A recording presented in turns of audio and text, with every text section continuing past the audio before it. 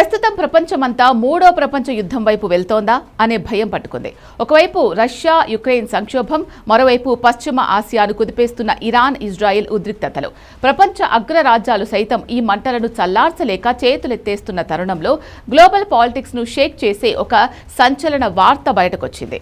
ఈ ఇద్దరు బద్ధ శత్రువుల మధ్య శాంతిని నెలకొల్పే సత్తా, యుద్ధాన్ని ఆపగలిగే పవర్ కేవలం ఒక్క భారతదేశానికి మాత్రమే ఉంది అంటూ అంతర్జాతీయ వేదికపై ఒక బిగ్ స్టేట్మెంట్ వచ్చేసింది. అసలు ఎవరా ప్రకటన చేశారు?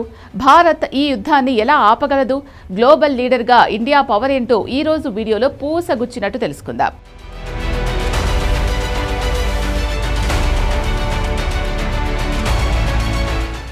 అవును, మీరు విన్నది అక్షరాల నిజం.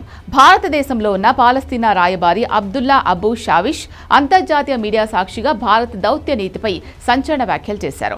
ఇరాన్ ఇజ్రాయెల్ దేశాల మధ్య రోజురోజుకు ముదురుతున్న వైరాన్ని తగ్గించి పశ్చిమ ఆసియాలో శాంతిని తీసుకురావడంలో భారత్ అత్యంత కీలకమైన చారిత్రాత్మక పాత్ర పోషించగలదని ఆయన స్పష్టం చేశారు. ప్రపంచ దేశాలన్నింటిలోనూ భారతదేశానికి ఉన్న పెరుగుతున్న అంతర్జాతీయ ప్రభావం, బలమైన దౌత్య సంబంధాల వల్ల మాత్రమే ఇది సాధ్యమవుతుందని ఆయన గట్టిగా నమ్ముతున్నారు. ఇండియా గనుక ఈ విషయంలో గట్టిగా నిలబడి మధ్యవర్తిత్వం వహిస్తే గ్లోబల్ పీస్ అనేది సాధ్యమవుతుంది అంటూ ఆయన పెట్టిన నమ్మకం ఇప్పుడు ప్రపంచవ్యాప్తంగా హాట్ టాపిక్ గా మారింది. అయితే ఇక్కడ ఒక పెద్ద ప్రశ్న, అమెరికా, రష్యా లాంటి సూపర్ పవర్స్ చేయలేని పనిని ఇండియా ఎలా చేయగలదు? ఇక్కడే ఉంది అసలైన ట్విస్ట్. ప్రస్తుత ప్రపంచంలో ఇటు ఇజ్రాయెల్తో అత్యంత బలమైన స్నేహబంధాన్ని కొనసాగిస్తూనే అటు ఇరాన్తో కూడా సమానమైన వ్యూహాత్మక వాణిజ్య సంబంధాలను మేనేజ్ చేయగల ఏకైక దేశం మన భారతదేశం మాత్రమే. అమెరికా ఏకపక్షంగా ఇజ్రాయెల్కు సపోర్ట్ చేస్తుంటే చైనా, రష్యాలు మరోలా వ్యవహరిస్తున్నాయి. కానీ భారత్ మాత్రం ఎప్పుడూ న్యూట్రల్ పాలసీని నమ్ముకుంటుంది.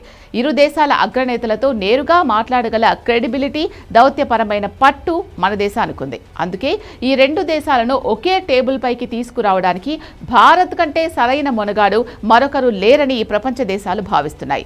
ఇదే సమయంలో పాలస్తీనా రాయబారి అబూ షావిష్ మధ్యప్రాచ్యంలో శాంతి స్థాపనపై కొన్ని కీలక అనుమానాలను కూడా వ్యక్తపరిచారు. ఒకవేళ అమెరికా, ఇరాన్ దేశాల మధ్య సంబంధాలు మెరుగై తాత్కాలికంగా కాల్పుల విరమణ లేదా శాంతి ఒప్పందం కుదిరినా అది ఎక్కువ కాలం నిలుస్తుందా అనే ప్రశ్నలు వస్తున్నాయి.